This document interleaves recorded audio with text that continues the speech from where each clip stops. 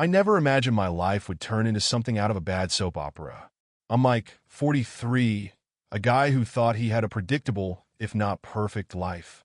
Every morning, I woke up at 6 a.m., drank my black coffee, and drove 30 minutes to my job at the factory. Every evening, I came home to the same woman I'd been married to for 20 years, Lisa, and my 19-year-old daughter, Chloe. It was routine, predictable, and, in hindsight, completely naive. The day it all came crashing down wasn't marked by some dramatic fight or suspicious behavior. No, it was worse than that. It was quiet, almost too quiet, like the moment before a storm. I remember sitting at the dining table, halfway through a reheated meatloaf Lisa had left for me. She hadn't cooked it fresh. She hadn't even been home. Chloe was in her room, headphones on, scrolling her phone like any other teenager. Lisa finally walked in the door around 9 p.m., looking way too put together for someone who'd claimed to be out with old friends. Her makeup was still intact, her hair freshly styled, and there was a faint trace of perfume lingering in the air, one I knew wasn't hers. "Hey," I said casually, though my stomach tightened. "Hi," she replied, her voice clipped, like I'd interrupted something more important. She walked past me without another word, heading straight for the bedroom. Something about her demeanor gnawed at me, but I told myself not to jump to conclusions. I finished my meal, cleaned the plate, and followed her upstairs. When I opened the door, Lisa was sitting on the edge of the bed, staring at her hands. She didn't even flinch when I walked in. "What's wrong?" I asked, shutting the door behind me. She finally looked up, her eyes cold, almost unrecognizable. "Mike, we need to talk." Those 4 words weren't new to me. Every couple has talks. But the way she said them felt different, final. "What about?" I asked, keeping my tone steady. "I'm done," she said, as if those 2 words explained everything. "Done with what?" I asked, my throat tightening. "Us," she replied bluntly. "I've met someone else." It felt like my brain short-circuited. The room spun for a moment as I tried to process what she'd just said. You're leaving me?" I finally managed to ask. "I'm moving on," she said, her voice cold and detached, like I was nothing more than a chapter she was closing. Before I could respond, the bedroom door opened, and Chloe walked in, arms crossed. "Dad, you should listen to Mom," she said, her tone sharp. "She's been unhappy for years. She deserves to live her life." The betrayal wasn't just from Lisa. It was coming from Chloe, too.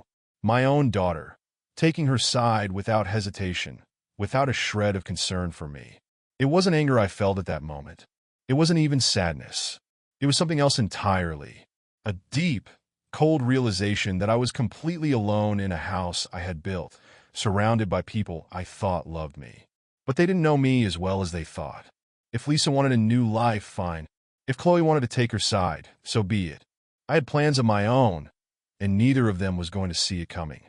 That was the moment the old Mike died, and a new one was born. After that night, everything changed. Lisa didn't wait long to put her plans into motion. The very next day, she started packing her things. No discussion, no explanation, just the cold, clinical efficiency of someone who had been planning this for months. Watching her move around the house, emptying drawers and closets like I didn't exist, was surreal. At first, I tried to stay calm. "Lisa, can we talk about this? You can't just walk out after 20 years, I said, my voice steady but barely masking the storm inside me. She didn't even look up. "There's nothing to talk about, Mike. I've made my decision. You need to accept it." "Accept it?" I repeated, disbelief dripping from my words. "You've been lying to me, cheating on me, and now you want me to just accept it like it's no big deal." She stopped what she was doing, turned to face me, and folded her arms. "Yes, I do. This is what's best for me, and I'm not going to apologize for it. You can either move on or stay bitter, but I'm not staying here to deal with your tantrums." The sheer audacity of her words left me speechless. Lisa, the woman I had loved and sacrificed for, was standing there, blaming me for being upset about her betrayal. That wasn't even the worst part. Chloe walked into the room as Lisa and I were arguing. Instead of backing me up or even showing some concern, she sided with her mother without hesitation. "Dad, stop making this harder than it has to be," Chloe said, her arms crossed in the same defiant way Lisa's were. "Mom deserves to be happy. You always act like everything has to be about you. I stared at her, stunned. Chloe, this isn't just about me. Your mom lied to me. She lied to us. She's been cheating, and you're okay with that? She rolled her eyes like I was some unreasonable child throwing a tantrum. People fall out of love, Dad. It happens. Get over it. Get over it. Those words hit harder than anything Lisa had said. My daughter, the girl I had raised, protected, and adored, was treating me like some disposable part of their lives. Lisa walked over to Chloe and put a hand on her shoulder. Thank you, sweetheart, she said softly, like they were co-conspirators. We don't need to explain ourselves to him. He'll figure it out eventually. I watched them walk away together, leaving me alone in the living room, surrounded by 20 years of memories that now felt like a cruel joke. That night, I didn't sleep. I sat in the dark, replaying the scene over and over in my head. The betrayal wasn't just from Lisa. It was from Chloe, too. My own daughter, the one I thought would always have my back, had chosen her mother over me without a second thought. But as the hours passed, my despair started to morph into something else. Something cold and calculating. Lisa and Chloe thought they had it all figured out. They thought I'd roll over and accept this new reality they were forcing on me. They didn't know me as well as they thought. By morning, I had a plan. If Lisa wanted a new life, she could have it. But she wasn't going to walk away from this unscathed. And Chloe? Well, she learned the hard way what it meant to betray the one person who had always been in her corner. I wasn't going to yell. I wasn't going to beg. I wasn't going to let them see me fall apart. Instead, I was going to take everything they thought they had piece by piece until they were left with nothing. Lisa wanted freedom? Fine. I'd give her freedom, but on my terms. As I sat at the table, sipping my morning coffee, I felt something I hadn't felt in days. Control. This wasn't over. Not by a long shot. The days that followed were a test of endurance. Lisa moved out within a week, taking only the essentials, clothes, personal items, and a smug sense of entitlement. Chloe decided to stay, but not for my sake. She treated me like a roommate she didn't particularly like, barely speaking to me except to roll her eyes or tell me to get over it. Lisa had left the house, but she hadn't left my life. I'd see her car in the driveway almost daily when she came to pick up Chloe or drop her off. She didn't have the decency to be discreet about her new relationship either. Her someone else turned out to be a guy named Brad, a sleazy personal trainer who looked like he spent more time admiring himself in mirrors than doing anything meaningful. Every time I saw him, it took everything in me not to walk outside and knock that smug grin off his face. But I didn't. I kept quiet. I waited. The first step of my plan was subtle, too subtle for Lisa or Chloe to notice. While Lisa had been packing her things, she didn't realize I was taking inventory of every shared asset we owned. The house was in my name. The cars were in my name. The savings account? Joint. But guess who'd been the only one depositing money into it for the last 20 years? Lisa, in her arrogance, had assumed that she could leave without repercussions. She had no idea I was already preparing to flip her entire world upside down. The first thing I did was lock down the savings account. I transferred every penny into a new account under my name. It was completely legal. After all, I had been the one funding it. When Lisa tried to withdraw money a few days later, she called me in a fury. "You froze the account?" she hissed over the phone. "No," I replied calmly. "I moved the money. Legally, it's mine. You can check with the bank." "You're such a petty bastard," she snapped. "You know I need that money to get on my feet." I let out a bitter laugh. "Oh, you mean to fund your new life with Brad?" "Yeah, no thanks. You've already taken enough from me." "You're pathetic," she spat. "No wonder I left you." I hung up before she could say another word. I wasn't going to waste my breath arguing with her. This was only the beginning. Next, I looked at the house. Lisa assumed she could come and go as she pleased because Chloe was still living there. She was wrong. I scheduled a meeting with my lawyer and began drafting paperwork to secure full ownership of the property. If Lisa thought she could claim any part of it in the inevitable divorce, she was in for a rude awakening. Meanwhile, Chloe's attitude was growing worse by the day. She ignored me when I asked her to help around the house. She spent hours on the phone with Lisa, complaining about how unreasonable I was. One evening, I overheard her talking to Lisa about moving in with her and Brad. "Mom, I can't take it here anymore," Chloe said, her voice dripping with disdain. "Dad's being such a jerk. He acts like I betrayed him or something." I stood outside her room, my fists clenched. My own daughter couldn't even acknowledge the pain I was going through. She had no idea how much I had sacrificed for her over the years. But fine. If she wanted to go, I wasn't going to stop her. The next morning, over breakfast, I decided to confront her.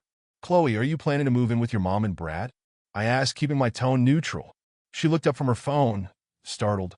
"Why does it matter?" "Because if that's what you want, I won't stop you," I said, setting my coffee mug down. "But if you choose to leave, don't expect to come back whenever it's convenient for you. I'm not a backup plan." Her eyes narrowed. "Are you seriously giving me an ultimatum?" "No," I replied. "I'm giving you a choice. Stay here and be part of this family, or go live with your mom and her new boyfriend. But don't expect me to play nice if you decide to walk out that door." Chloe stormed out of the kitchen without answering, slamming the door to her room behind her. I wasn't proud of how things were unfolding, but I couldn't let myself be a doormat anymore. Lisa and Chloe had made their choices, and now it was time for me to make mine. I wasn't just going to survive this betrayal. I was going to take back control of my life, one step at a time. The tension in the house became unbearable after that conversation with Chloe. She stopped speaking to me entirely, giving me the kind of cold shoulder that could freeze lava. Her bags were already half-packed, but she hadn't officially left yet. I knew it was only a matter of time before she'd head to Lisa's new place, but I wasn't going to beg her to stay. In fact, her attitude made me want her to leave sooner. The house was mine, but the energy inside it was suffocating. Every slammed door, every passive-aggressive glance, it all fueled my determination to push through my plan. Lisa, meanwhile, was busy flaunting her freedom. She posted pictures on social media with Brad, smiling like a teenager in love. Sunset walks, fancy dinners, and once, this one really hit a nerve, a photo of them laughing with Chloe at a restaurant I had taken them to 100 times before. The caption read, "New beginnings with the ones who matter most." The ones who matter most. I stared at that post for a long time, my jaw clenched so tightly I thought I'd crack a tooth. It wasn't just the betrayal. It was the rewriting of history. The way Lisa acted like I was some insignificant footnote in her life. 20 years of marriage, reduced to a couple of smug Instagram captions. But I didn't comment. I didn't call her. I didn't rage. That wasn't my style. I had a bigger picture in mind. The next phase of my plan came into focus when I remembered something Lisa had forgotten in her haste to leave: the joint credit cards. While I had taken control of the savings account, she was still using the credit cards we'd opened together. Cards with limits she clearly wasn't shy about testing. It didn't take long to confirm my suspicions. A quick login to the account showed thousands of dollars charged in just a few weeks. Hotel stays, spa visits, expensive meals, and even new furniture. No doubt for Brad's place. I called the credit card company that same afternoon. "Hi, I'd like to remove myself as a primary cardholder and close the account," I said, keeping my tone polite and professional. The representative hesitated. "Are you sure, sir? This will immediately deactivate all cards associated with the account." "That's exactly what I want," I replied. Within minutes, Lisa's spending spree came to an abrupt halt. I waited, counting down the seconds until my phone rang. Sure enough, it didn't take long. "What the hell, Mike?" Lisa screamed as soon as I answered. "Hello to you too," I said, feigning innocence. "Don't play dumb," she snapped. "The credit cards aren't working. I was in the middle of paying for dinner, and it was declined. Do you know how humiliating that was?" "I wouldn't know," I said coolly. "But I imagine it feels a lot like finding out your wife has been cheating on you and expects you to keep funding her new lifestyle." "You're pathetic," she spat. "This is just petty revenge. Call it whatever you want," I said. "But let's get one thing straight, Lisa. You walked out on this marriage. You don't get to keep the perks." She hung up on me, but not before letting out a string of curses that would have made a sailor blush.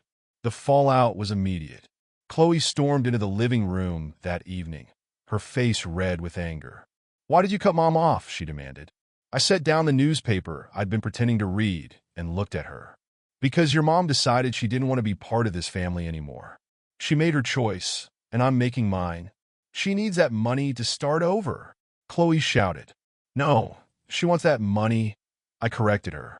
There's a difference. And if you're so worried about her, maybe you should go live with her and Brad. Let him cover her expenses. Chloe's face twisted in anger. You're unbelievable. Do you even care about anyone but yourself? That hit a nerve. I stood up, my voice calm but firm. I've spent the last 20 years caring about your mom and you, Chloe. I worked myself into the ground to give you both a good life. And now, you're standing here, defending the woman who stabbed me in the back. So forgive me if I finally decide to care about myself for once. Chloe stormed out of the room, slamming the door so hard it rattled the windows. That night, I sat alone in the quiet house, thinking about how quickly my life had unraveled. Lisa and Chloe had drawn their line in the sand, and now, so had I. This wasn't just about protecting myself anymore. It was about reclaiming my dignity, my pride, and everything they thought they could take from me. The next step of my plan? That was going to hurt them more than they could ever imagine. The morning after Chloe's outburst, the house felt eerily silent. No slammed doors, no passive-aggressive glances. She didn't even come out for breakfast. I knew she was still furious, but I wasn't about to chase her down to explain myself. That part of me, the one who bent over backward to make everything okay, was long gone. Instead, I got to work. The next step in my plan required precision, and it had to be executed without Lisa or Chloe seeing it coming. I started by reviewing all the paperwork Lisa had conveniently ignored over the years. Bills, taxes, even old deeds, everything was neatly organized in my home office. Lisa always called it boring stuff, the kind of thing she couldn't be bothered to care about. Lucky for me, that meant she didn't understand just how much control I had over our shared life. The first revelation was a bombshell. While digging through some old files, I came across an insurance policy I'd almost forgotten about. When Chloe was little, Lisa and I had taken out a joint life insurance plan. It wasn't just the kind that covered death. It also had a significant cash-out value. And guess whose name was still on the policy? Mine, and only mine. I called the insurance company that afternoon. Hi, I'd like to make some changes to my policy, I said, keeping my tone as polite as possible. It didn't take long to remove Lisa as a secondary beneficiary and ensure that every penny was locked in my name. By the time I hung up, I could feel the pieces falling into place. Lisa thought she'd waltzed out of this marriage with the upper hand, but she didn't realize I'd just cut off one of her last safety nets. If she wanted to rebuild her life, she'd have to do it without the security I had spent years providing. Later that evening, Chloe finally emerged from her room. She walked into the kitchen, grabbed a soda, and sat across from me at the table. Her expression was unreadable, but I could tell she was gearing up for another confrontation. I talked to Mom today, she said, her voice cold. Did you? I replied, not looking up from the paperwork in front of me. She told me you're trying to ruin her life, Chloe said, leaning forward. She said you're cutting her off and leaving her with nothing. I set down my pen and looked her in the eye. Chloe, let me ask you something. Do you think it's fair for someone to betray their family and still expect to be taken care of? She hesitated, clearly not expecting the question. It's not that simple, she muttered. People fall out of love. It happens. That's not what I'm asking, I said firmly. Do you think it's fair? Her silence was all the answer I needed. I spent 20 years building this life for us, for you, for your mom, for our family, I continued. And now, your mom has decided she wants a new life. Fine, she can have it. But that doesn't mean I'm going to bankroll her happiness while she tears this family apart. Chloe crossed her arms, but I could see the cracks forming in her defiance. You're still being petty, she said weakly. Maybe, I admitted. But sometimes, being petty is the only way to survive betrayal. She didn't respond. Instead, she stood up, grabbed her soda, and walked back to her room. I could only hope that my words had planted a seed, a small piece of doubt about the narrative Lisa had been feeding her. The following day, I decided to escalate things. Lisa and Brad had been parading their new relationship around town like it was some kind of prize. Well, two could play that game. I dug through my phone until I found an old contact. Sarah, a friend from work who'd always had a little too much interest in my personal life. She was smart, funny, and most importantly, single. I called her that afternoon. "Hey, Sarah," I said, trying to keep my tone casual. "I was wondering if you'd like to grab dinner sometime. Just as friends, of course." Her enthusiasm was immediate. "Of course, Mike. I'd love to. How about tomorrow night?" Perfect. Lisa wanted to flaunt her freedom. I'd show her what it looked like when the tables turned. The next evening, I made sure to pick a restaurant I knew Lisa and Brad frequented. Sarah and I arrived early, got a table near the center of the room, and ordered a bottle of wine. I wasn't there to make a scene. I didn't need to. The goal was to let Lisa see me smiling, laughing, and moving on without her. It didn't take long. About 30 minutes into dinner, I spotted them walking through the door. Lisa's face froze the moment she saw me. Brad, oblivious as ever, just smirked and whispered something in her ear. She didn't respond. Her eyes were locked on me and Sarah, who was giggling at a joke I just told. I raised my glass in a silent toast, meeting Lisa's glare with a calm, unbothered expression. She looked away first, her face turning red. Brad, sensing her discomfort, guided her to a table on the opposite side of the room. For the first time in weeks, I felt like I was in control. Lisa had wanted to humiliate me, to reduce me to a bitter, broken man. But I wasn't broken. Not yet. And this was only the beginning. Dinner with Sarah was a resounding success, even beyond my expectations. Not only did Lisa notice me, but she also couldn't keep her eyes off us for the rest of the evening. Every time I laughed or leaned in toward Sarah, I saw Lisa's jaw tighten from across the room. She had wanted me to crumble, to beg, to become a shadow of myself. Instead, I was showing her a version of me she'd never imagined, confident, composed, and most importantly, unavailable. After dinner, Sarah and I shared a hug in the parking lot. I'll admit, it felt good to have someone on my side, even if it was just a friendly connection. She didn't pry into my personal life, but she made it clear she was willing to listen if I ever wanted to talk. For now, though, I wasn't ready to spill everything. When I got home, Chloe was waiting for me in the living room. Her arms were crossed, and she had that same accusatory look she always wore when she was about to deliver one of Lisa's messages. "Out with someone?" she asked, her tone dripping with judgment. "Yep," I said simply, brushing past her. "Oh," she demanded, standing up and following me to the kitchen. "Her name is Sarah," I replied, grabbing a glass of water. "We had dinner. Anything else you want to know? You're seriously dating someone already?" she snapped. I turned to face her, keeping my tone calm. "Is that a problem? Your mom moved on months ago. Or do the rules only apply to me?" Chloe opened her mouth to argue, but then stopped. For the first time in weeks, she looked uncertain, like she was questioning the script Lisa had handed her. I don't get why you're being like this," she muttered, finally sitting down. "Being like what?" I asked, leaning against the counter. "Cold," she said. "You're not acting like yourself." I let out a bitter laugh. Maybe that's because I spent 20 years trying to hold this family together, and now I'm the villain. "Do you even realize how much I've sacrificed for you and your mom? And this is how it ends? With the two of you walking away, like none of it mattered?" Chloe's face softened for a moment, but she didn't say anything. Instead, she stood up and walked back to her room, leaving me alone in the silence once again. But her hesitation stuck with me. It wasn't much, but it was a crack in the armor Lisa had built around her. Chloe wasn't completely lost, not yet. The next morning, I decided it was time to move forward with the most crucial part of my plan. The financial safety nets were gone, and Lisa was already feeling the pinch. But I wasn't done yet. I pulled out my laptop and started compiling everything I knew about Lisa and Brad. It wasn't hard to piece together the details. Lisa's social media was practically a roadmap of their relationship. Every dinner, every weekend trip, every photo of them together. It was all laid out for the world to see. Brad, on the other hand, had been a bit more discreet. But with a little digging, I found exactly what I needed. Turns out Mr. Perfect wasn't so perfect after all. A quick search of public records revealed a string of unpaid debts and a failed business venture that had left him with a significant amount of financial baggage. Lisa had hitched her wagon to a sinking ship, and she didn't even realize it. I didn't stop there. I reached out to an old friend of mine, Mark, who worked in private investigations. Mark owed me a favor, and I cashed it in without hesitation.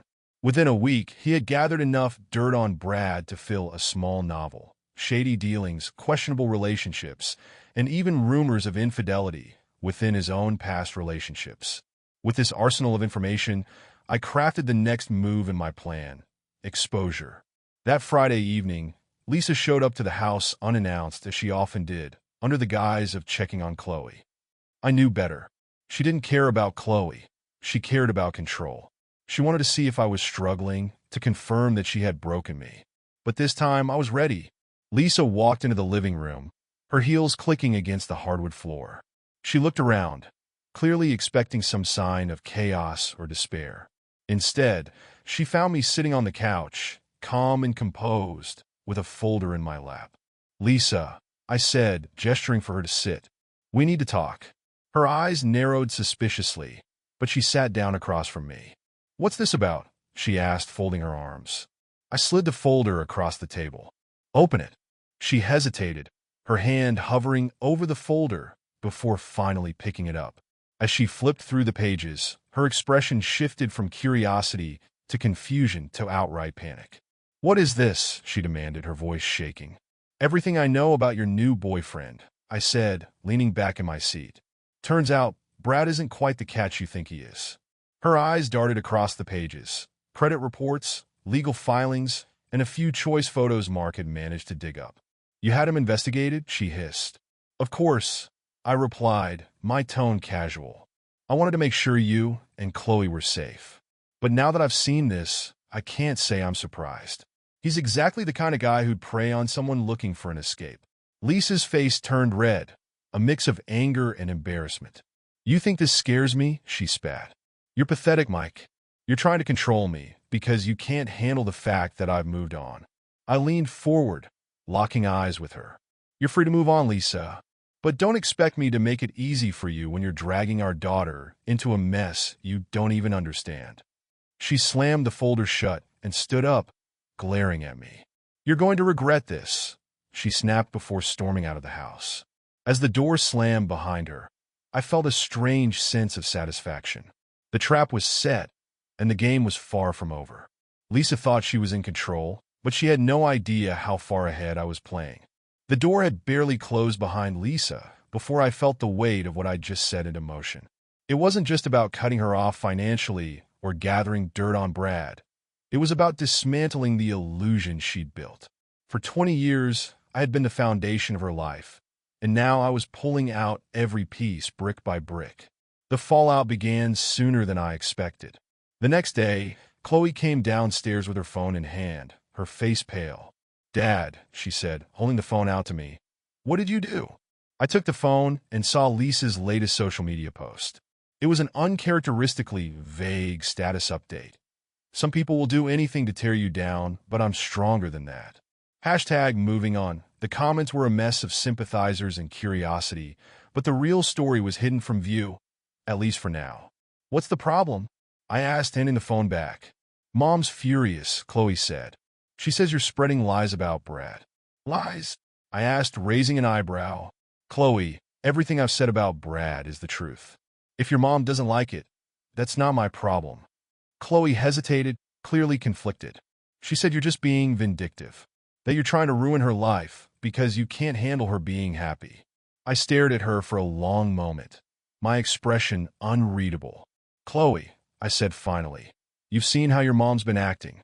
Do you really think this is about her happiness?" She didn't answer, but I could see the doubt flickering in her eyes. That evening, Lisa called. I wasn't in the mood for another screaming match, so I let it go to voicemail. A few minutes later, Chloe came storming downstairs. "She says you're sabotaging her job now," Chloe shouted, waving her phone. I frowned, genuinely confused. "Her job? What is she talking about?" Chloe shoved the phone into my hand, showing me a message from Lisa. "Your dad's pathetic. He called my office and tried to get me in trouble. I won't let him destroy me." I felt my blood boil. "She's lying," I said firmly. "I haven't contacted her work or anyone else about this." "Then why would she say that?" Chloe demanded. "Because she needs a story to keep you on her side." I snapped, my frustration finally boiling over. "Chloe, wake up. Your mom is manipulating you. She's been lying to me to you, and now she's trying to paint herself as the victim because she knows she's losing control. Chloe looked stunned, like she'd never seen me angry before. I don't know what to believe, she muttered, backing away. Then start asking questions, I said, my voice softening. Don't just take her word for it. Look at the facts, Chloe. You're smart. You can figure this out. The next few days were a whirlwind of chaos. Lisa's carefully constructed facade began to crumble under the weight of her own lies. Word started to spread about Brad's financial troubles and shady past, and it wasn't long before her friends, our mutual friends, began to distance themselves. Even Chloe started to change. She stopped texting Lisa as much and spent more time at home, though she still kept her distance from me. I could see the gears turning in her mind, the slow realization that her mother wasn't the person she thought she was. And then the final domino fell. Late one evening, Chloe came into the living room, holding her laptop. Dad, she said hesitantly, you need to see this. She handed me the laptop, and my stomach dropped as I read the email on the screen. It was from one of Lisa's former co-workers, addressed to Chloe. Hi, Chloe. I'm sorry to involve you in this, but I thought you should know. Your mom's boyfriend, Brad, caused a lot of trouble at our old office. He convinced your mom to cover for him when he stole money from the company. It's why she left so suddenly. I didn't want to say anything before, but I think you deserve to know the truth. Chloe sat across from me, her face pale. Is this real? She asked, her voice barely above a whisper. I nodded slowly, the pieces falling into place. It's real, I said, and it's just the tip of the iceberg. She looked down, her hands trembling. I feel so stupid, she said, tears welling in her eyes. I believed her. I believed all of it. I stood up and walked over to her, placing a hand on her shoulder. You're not stupid, Chloe, I said gently. You're her daughter. You wanted to trust her. That's not a bad thing. She looked up at me, her tears spilling over. I don't know what to do. I sighed, sitting down beside her. You don't have to do anything right now, I said. But if you want to stay here and figure things out, I'm here for you. No pressure. She nodded, wiping her eyes. Thanks, Dad.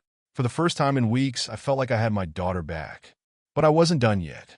Lisa had built her new life on lies, and now those lies were catching up to her.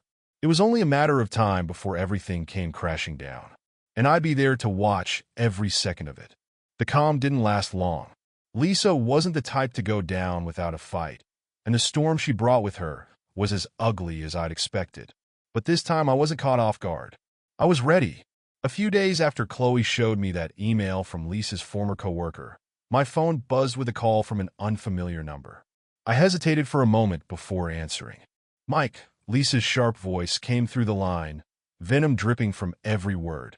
You've gone too far. Hello to you too, Lisa, I replied calmly. What is it this time? Don't play dumb, she snapped. You've been spreading lies about Brad, trying to ruin his reputation. People are talking, Mike. You're obsessed. I leaned back in my chair, letting her rant. If people are talking, maybe it's because they're finally seeing the truth, I said. I haven't lied about a single thing. Can you say the same? There was a pause, and for a brief moment, I thought I'd struck a nerve. But then she launched into another tirade. You're pathetic. You think you can win Chloe back by playing the victim? She's not stupid. She sees right through you. I smirked, though she couldn't see it. Actually, Lisa, Chloe's here right now. Would you like to explain to her why your former coworker sent her an email about Brad's little indiscretions? The silence on the other end of the line was deafening. I could practically hear her scrambling for an excuse. That's none of your business, she finally spat. Whatever Brad did before has nothing to do with us now. It has everything to do with you, I said firmly. You dragged Chloe into this mess, and now the truth is coming out. Deal with it. I hung up before she could respond. I was done playing her games. That evening, Chloe and I sat down for a real conversation, the first one we'd had in weeks. She was still reeling from everything she'd learned, but I could tell she was starting to see things more clearly. Dad, she said hesitantly, I feel like I've been living in some kind of bubble. Like everything Mom told me, it's all falling apart. I nodded, letting her process at her own pace. I know it's a lot to take in, I said, but you're not alone in this. We'll get through it together. She looked at me, tears brimming in her eyes. I don't know if I can trust her anymore. That admission hit me harder than I expected. For all the pain Lisa had caused me, I knew it was nothing compared to the betrayal Chloe was feeling. Her mother was supposed to be her rock, and now that foundation had crumbled. You don't have to make any decisions right now, I told her. Take your time. Figure out what feels right for you. She nodded, but I could see the wheels turning in her head. Chloe was stronger than she realized, and I knew she'd come out of this on the other side.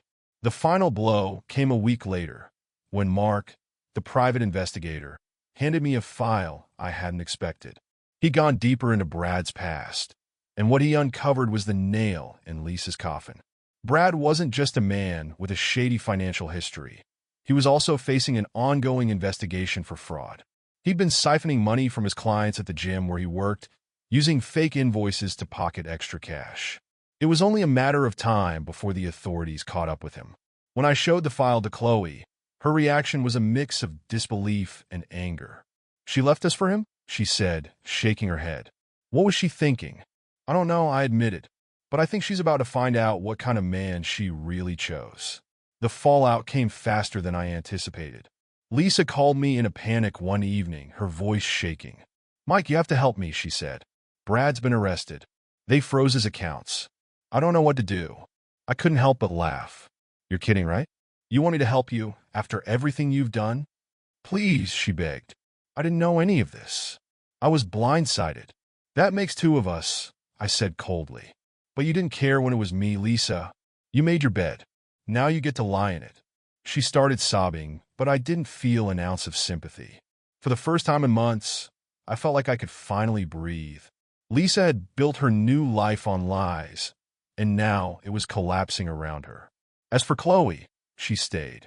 Our relationship wasn't perfect, but we were rebuilding it one day at a time. She saw the truth now, and while it hurt, it also brought us closer together. Lisa wanted a new life, and she got it. But it wasn't the fairy tale she'd imagined. And me?